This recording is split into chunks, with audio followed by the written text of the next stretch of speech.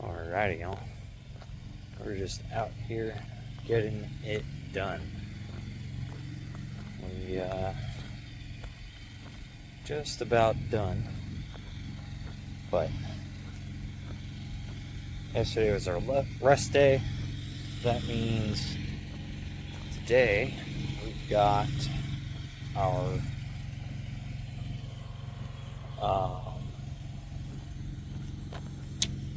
leg day to do today. Man, cannot think this morning. But thinking we're going to do some traditional back squats today. And see how we end up feeling from that, since we've been doing the Smith squats. See if getting the back or the bar up on our back and balancing now is going to be effective. So, but I don't know. Still contemplating it. We might just do Smith squats again today.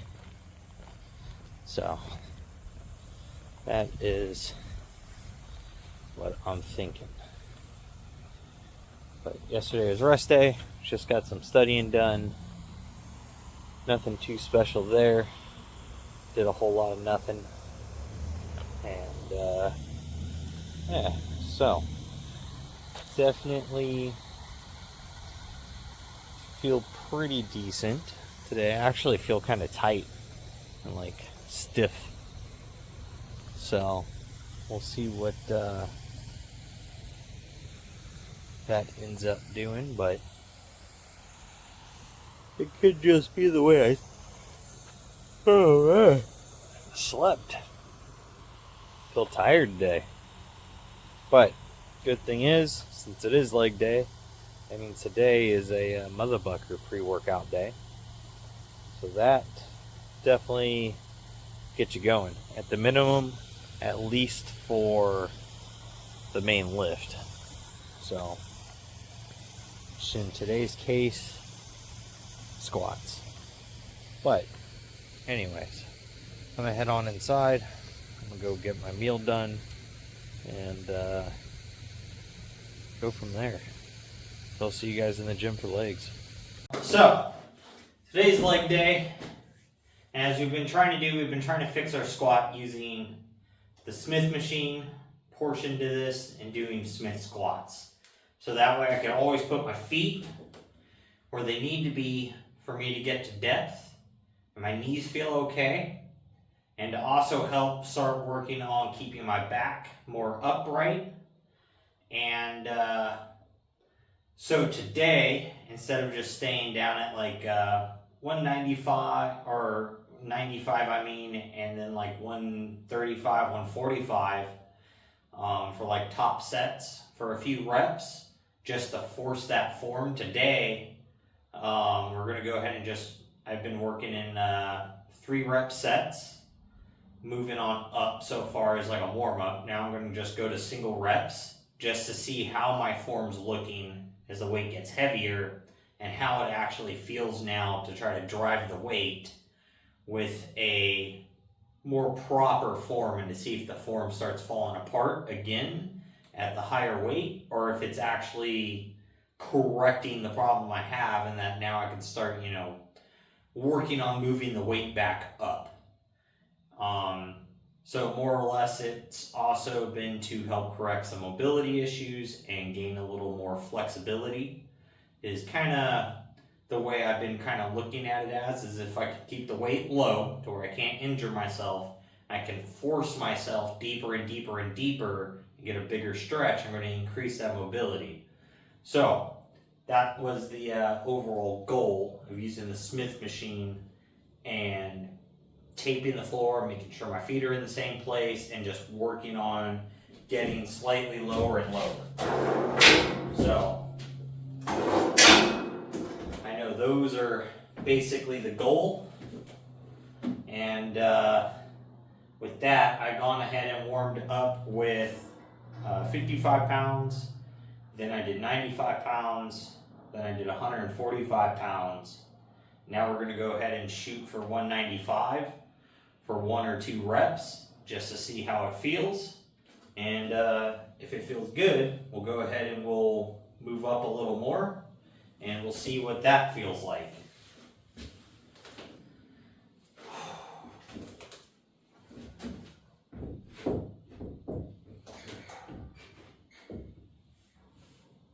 And also, it gives me the ability, you know, to kind of find my foot placement, find the spots where I want to try to set the bar in, and then not have to do a walkout.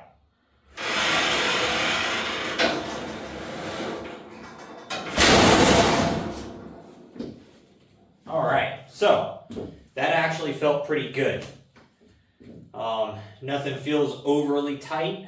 Nothing felt discomfortable or discomforting doing that at 195. So I'm gonna go ahead and we'll add 20 more pounds and we'll see how that goes. So that'll bring us to 215. And then I'll bring you guys back for the 215 rep. All right, so for this one here, I've got the camera set up at a slightly little different angle. So that way I can get another look at the way my form's looking, see what depth feels like, should I say looks like, see what my knee to ankle angle looks like, see what my barbell to angle position is, if it's still staying up over my feet, or if I'm moving or anything super funny. So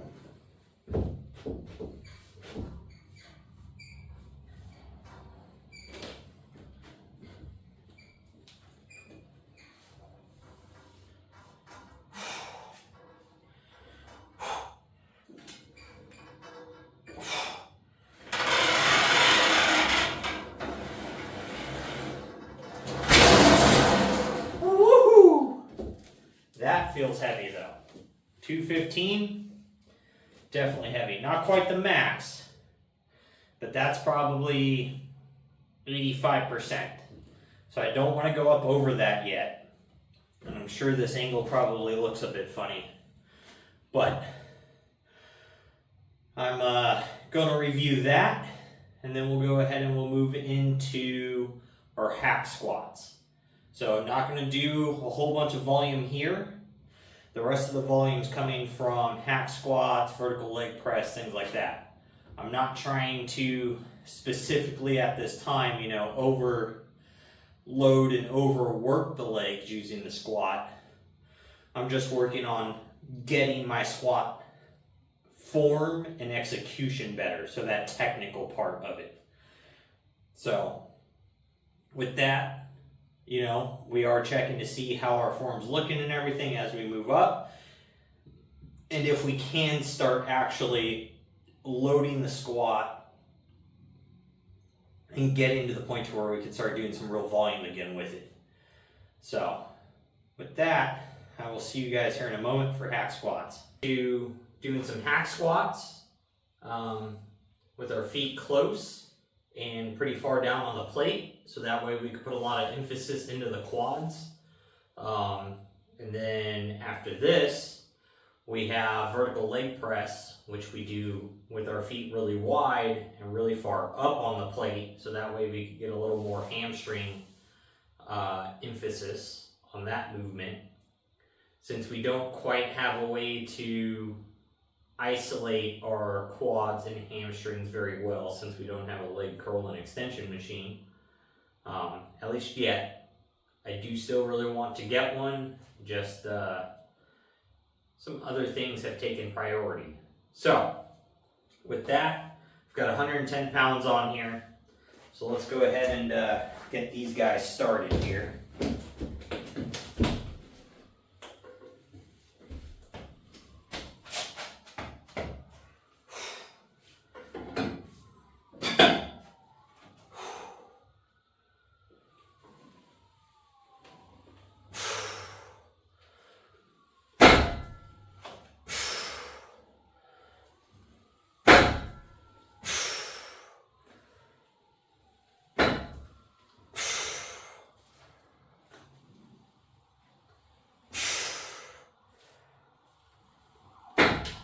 Ugh.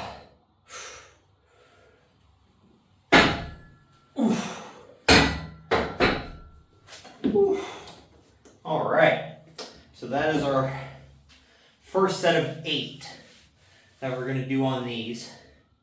So we're still not doing crazy amounts of volume and crazy amounts of sets, but they are effective. Doing just, like a total of 22 reps in the squats, and then 3 sets of 8 here. We do 3 sets of 12 to 15 on the vertical leg press. And then we do our calf raises. And if we're not too, blown out hamstring and glute wise, we also do our hip thrusts for 3 sets of 10. And that's all it takes right now for my legs to be toast. Like, they feel buttery when I walk out of here. And tomorrow they will be sore. And I'll feel like a little baby deer. So, it may not be the heaviest and most intense leg day. But at the moment, it is adequately working. Because my legs are they're obviously not big by any means. But they are getting a little more mobility and some flexibility to them. They feel much more stable, per se. I feel much more like planted to the ground. So we are fixing some, existing issues and working through some problems that I do have. But with that, they are getting a little bit, not quite per se bigger, but a little more defined, which would make sense because we're also, been in a deficit for a while and we do a lot of walking now. So it's nice. I can actually feel the muscles. I'm starting to get a little definition here on the quad, on the outer sweep, which is nice. You can kind of see the teardrop a very little bit, but I don't get much teardrop development unless I'm doing a bunch of fucking leg extensions, which currently we're not doing. So as for that coming in and developing, that's gonna lag behind. But either way, we're still making strides in mobility, flexibility, and strength, and a little bit of definition. So I can't complain any bit at all. Progress is still progress. And I'm in this for the long haul, not the short haul. So they will come. They will get stronger again, and we'll be able to get those weights pushed back up. So just going to take a little time. I'm going to go ahead and finish these up. I'll get vertical leg presses set up, and then I will bring you guys back to that. Feeling pretty beat up. Knees starting to feel a little tender on the outer edge, that ACL, I guess, but it is what it is. We are working on getting them stronger. So it is going to happen if you let certain body parts, get way weaker than others, and you have a crazy muscle imbalance, which I definitely do. And if you're just overall out of shape, some things are going to get irritated and angry because they haven't been getting used, and now you're using them again, and they're tight. There's probably scar tissue built up in there if, say, you were really physically active at one point and then you stopped for a long period of time. That's going to build up. You are, going to have a bunch of scar tissue. You're going to have a bunch of weird imbalances because things genetically stayed stronger than others because you're just disproportionate to those muscle groups and how you're going to retain muscle. And then when you start working out again, you're kind of stuck with fixing all these little problems that you allowed to occur. It's kind of like, think about building like a high performance car. You place a bunch of parts on it, really high end stuff to perform really well, but then you never do any maintenance to the thing. If you don't maintenance it, those high performance parts, for the most part, are going to break down a lot more than the stock parts because they're not designed for longevity, they're designed for really high performance. So there's a trade-off between durability and performance. So if you built a bunch of performance up in your body, you're going to lose a little durability. It just kind of is what it is to a point. So once that happens, you know, that maintenance level has to kind of stay up here now instead of down here. And if you allow that to fall back down, you're going to have a bunch of worn out parts that now need to be replaced and rebuilt. So if you're a car guy, you know what I'm talking about. But anyways, I'm on to these vertical leg presses. It's just 145 pounds. This is for 3 sets of basically 12, 10 on the bottom side, 15 on the high side for the sets.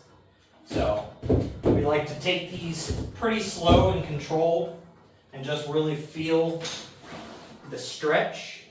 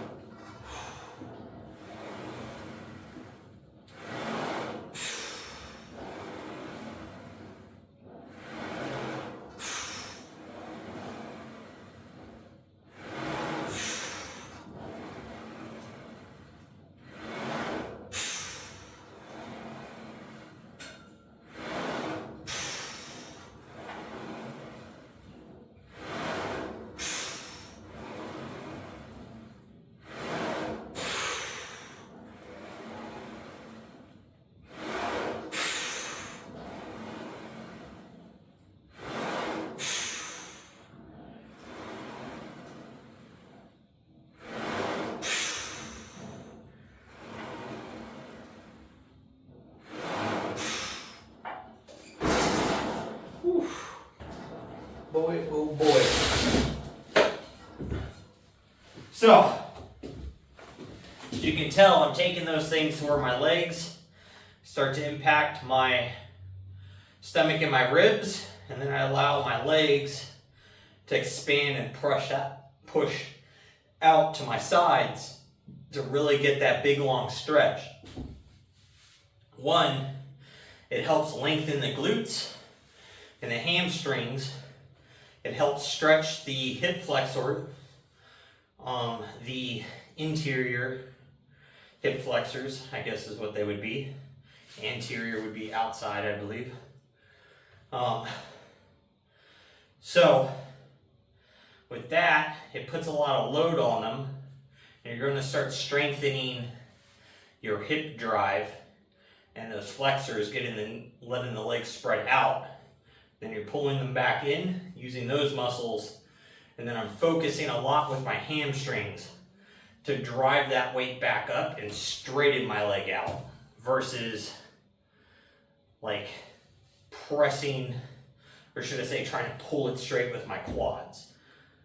So I like to put my hands on my legs most of the time so I can feel how much quad is activating versus how much hamstring. I really try to focus on the hamstrings. So like the cue I'm thinking of is like when I deadlift, it's to just shove with my heel and press as much as I can with the heel of my foot. So with that, it helps me bring in a lot of that hamstring drive versus like a leg extension where you're just trying to straighten your leg, which is going to fire a bunch of quad. So that's what I'm kind of thinking about as I'm pressing that back up. Then on the way down, I'm just thinking super slow. I'm thinking about letting my hamstrings kind of catch the weight and kind of cushion it down to myself as my legs spread outwards. So that's the way I like to do vertical leg presses. It's also the way I like to do normal 45-degree leg press.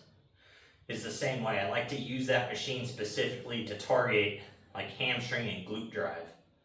So it's probably one reason why I have a very good deadlift, but a very poor squat. So They are very out of balance to each other. But with that, I'm gonna knock out my next 3 sets of these. And then we'll go ahead and move on to calf raises, because I can feel my glutes are already kind of tight. So today I'm not going to push the hip thrusts. Just more or less I'm trying not to be overly sore. They could use the exercise and it would definitely stimulate much more growth. I just really don't want to be that sore. So there's a balance between getting growth and being sore, and then being like overly sore and just uncomfortable, to where, you know, like if my glutes are so sore that it sucks to freaking brace myself on the bench tomorrow to do chest, now it's interfering with my chest drive. So I'm focusing more on my bench press currently than I am trying to build my glutes by quite a bit. So it'll be faster for me to reach my bench press goal than it is going to be for me to build my glutes and work on the squat goal. So I'm kind of, you know, cherry picking where I want the most development at. But once I hit the chest goal, I can then just kind of cruise and maintain that while I really focus on legs. So that's kind of my current plan. So I'm hoping to be able to hit my bench press goal by my birthday here in a couple months. So that will be super cool. And hopefully, I might be able to hit my deadlift goal by New Year's, maybe. That is pretty aggressive to add 80 pounds to a deadlift. Because let's see, this is what, August, so we got September, October, November, December. So 4.5 months. That's basically what, like 18 pounds a month or something that I'd have to add to the deadlift. 5 pounds a week and not fail any weeks. Yeah, that's not a realistic goal. So that realistically, I can shoot for, you know, like probably 10 pounds a month pretty comfortably. So if I go 10 pounds a month and I need to add 80 pounds, that's going to be 8 months from now. So September, October, November, December, January, February, March, April. So basically April is the realistic goal if I just don't have a really good set of weeks to where I move the weight up each time and without failures. So accounting for some failures in there and, you know, only getting 10 pounds a month, that'll be where it's gonna put us. So with that, I'm gonna get these finished up and then we'll move on to calf raises. Today, we're gonna go ahead and try doing calf raises off this side of the plate, pressed into this thing. I've got 220 on here. Should be pretty doable. Trying to see how it feels versus doing it the hack squat position versus doing it with the bar. So one reason why I like doing them standing is your gastric or gastroc section of the calf comes across the backside of the knee joint. So when your leg is straight, you get more of a stretch because the leg is extended. When you bend it, it takes the stretch out of that section of the calf. So by doing that, it can allow you to focus the other head of the calf, but you get equal activation or near equal activation when standing of both heads. So you can get a little more activation on one head when you're sitting if, you know, they're kind of imbalanced. Mine, they're a little imbalanced, but I'd rather have them both activate near equally than try to focus one or the other at this time. So that's the whole point of doing them standing.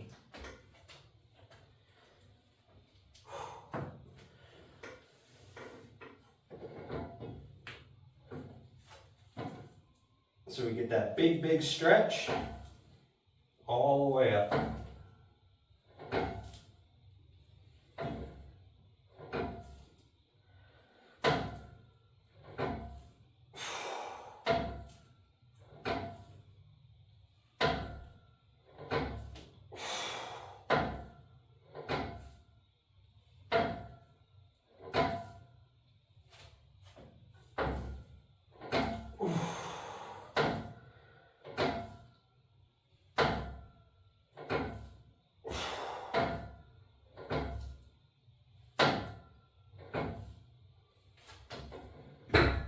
Woo.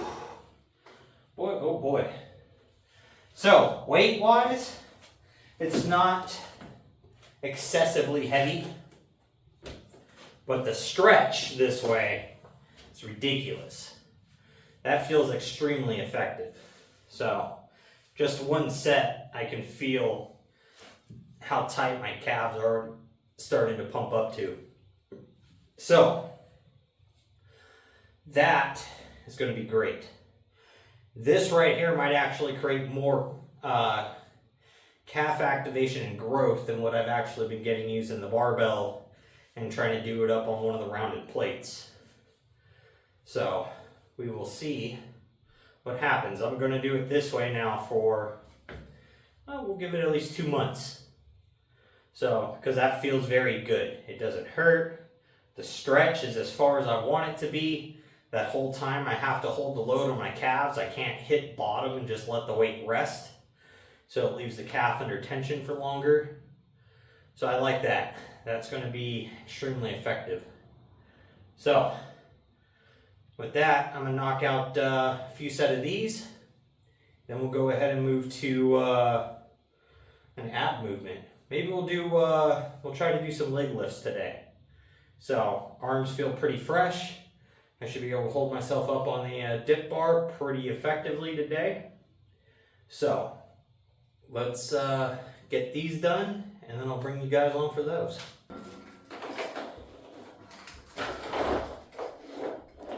Alrighty guys, so we going to try something a little different here. We're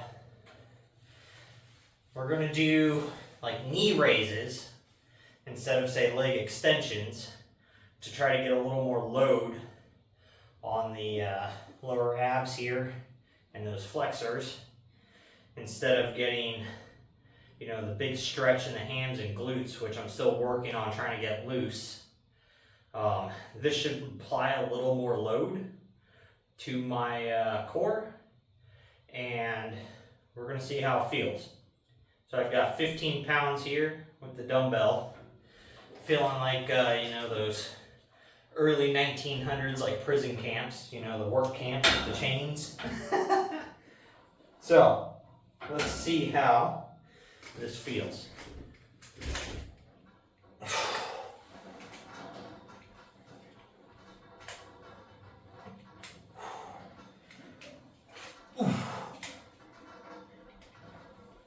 Oh.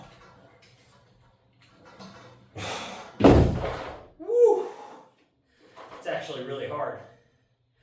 That is the added weight is also about as much as the triceps can really stabilize. That feels freaking crazy. But that's going to be extremely effective. So I am going to do 2 more sets of these here in a moment.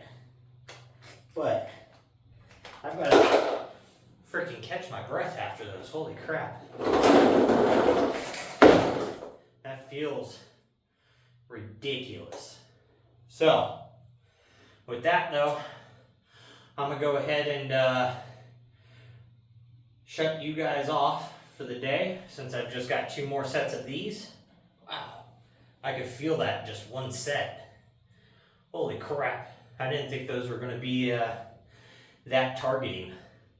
That is awesome. This is what we're doing now for our abs at the end of the day. Those cable extensions feel great and all, but I'm getting to the point to where the weight's heavy enough before my abs get tired, that it's becoming hard to perform the exercise without having to do, you know, like 30 reps in a set. So these will be much more effective now because I haven't been doing them. So with that, make sure you guys are out there, you're working towards your goals, you're getting your stuff done, and most of all, just don't be a lazy fuck.